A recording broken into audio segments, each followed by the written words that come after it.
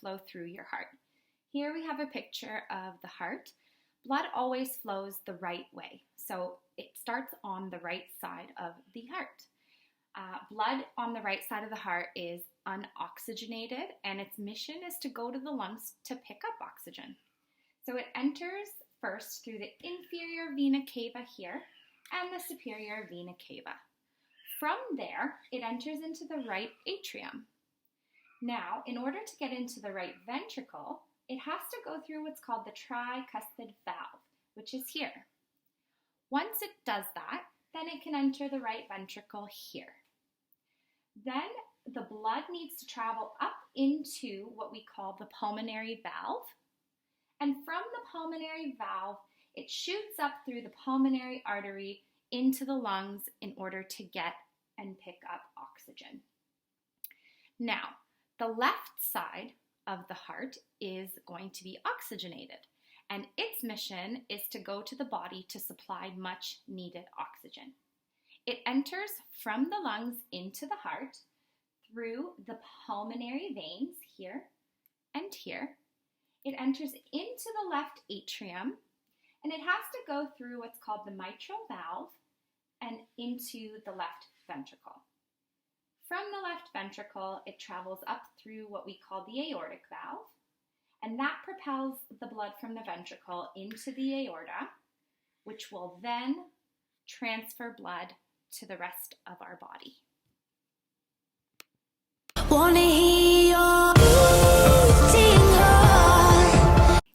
All right, so let's move on to the electrical conduction of the heart. So electrical conduction starts at the SA node. It travels through the Bachmann's bundle, which allows the other atrium to contract as well. It travels down through internodal pathways to the AV node. From the AV node, it travels through the bundle of His, which branches into the right and left bundles, and each of these bundles then branches further into Purkinje fibers. So it all starts at the sinoatrial node. The SA node is found in the right atrium at the top. It's called the pacemaker of the heart. It is what causes atrial depolarization, aka contraction. It beats at 60 to 100 beats per minute, and on an EKG, it represents here what is the P wave. The atrioventricular node, which is located here, is also found in the right atrium, but near the bottom. It's called the gatekeeper of the heart. It beats at 40 to 60 beats per minute. The AV node is responsible for allowing a delay between the SA and AV nodes. Ultimately, this is what allows blood to fully exit the atrium and enter into the ventricles fully. If this did not exist, then blood would remain in the atrium, which is not what we want. The bundle of His is located in the intraventricular septum, and it branches into a left and right bundle. This then spreads into Purkinje fibers, which are located in the ventricular muscle tissue. Purkinje fibers beat at 20 to 40 beats per minute, and they are responsible for forming the QRS wave on an EKG. The T wave on the EKG here is related to the QRS wave, and it represents ventricular depolarization, aka the relaxation of our ventricles. So this cycle will repeat itself in order to get our normal sinus rhythm on an EKG. So to just do a quick recap based off of our normal sinus rhythm here. So the P wave represents atrial depolarization, aka contraction. The PR segment here, which is a flat line, is the delay that the AV node creates. So this allows the atrium to fully empty into the ventricle.